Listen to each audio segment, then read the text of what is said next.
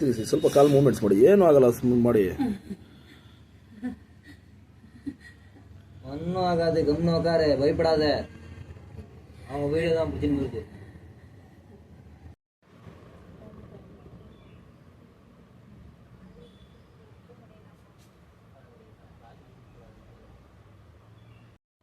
ಸ್ವಲ್ಪ ನೋವು ಕಮ್ಮಿ ಇದೆಯಾ ಈಗ? ಸ್ವಲ್ಪ ಕರೆಕ್ಟಾಗಿ ನೋಡಬೇಕಲ್ಲಿ, ಸ್ವಲ್ಪ ಕರೆಕ್ಟಾಗಿ ಕಾಲು ಸ್ವಲ್ಪ ಪ್ರೆಸ್ ಮಾಡಿ, ತೂಕ ಹಾಕಿ. ಮಾಮೂಲಿ ಹೇಗೆ ಕೂತಿದ್ರೆ ಹಾಕಿ ಕೂತ್ಕೊಳ್ಳಿ. ಹಾಂ, ತೂಕ ಹಾಕಿದ್ರಾ? ಹೇಗೆ ಅನಿಸ್ತೈತೆ ನಿಮಗೆ? ಧೈರ್ಯ, ಕಾನ್ಫಿಡೆನ್ಸ್ ಹೇಗೆ ಅನಿಸ್ತೈತೆ? ಎಲ್ಲಿ ತೋರಿಸಿದ್ ನೀವು? ಅದು ಶುಭೋದಯ ಹಾಸ್ಪಿಟ್ಲಲ್ಲ?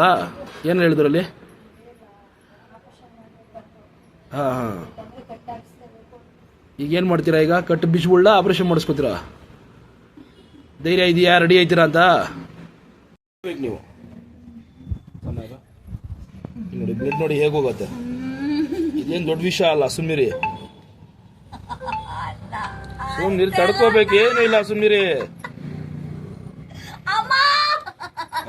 ನೋಡಿ ಈಗ ಅಲ್ಲಿ ನೋಡಿ ನೀವು ಅಷ್ಟು ಮಾಡ್ಬಾರ್ದಂದ್ರೆ ಆಗಲ್ಲ. ನೋಡಿದ್ರಾ?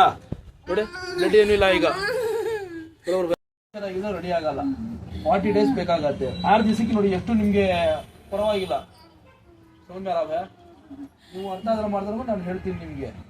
ನೋಡಿ ಮೂವ್ಮೆಂಟ್ಸ್ ಮಾಡಿ, ನೀವು ಜಾಯಿಂಟ್ ಮೂವ್ಮೆಂಟ್ಸ್ ಮಾಡಿ ನೋಡಿ. ದೇವ್ರದೇ ನೋಡಿ, ನೀವು ಬರ್ತಾ ಇಲ್ವಾ?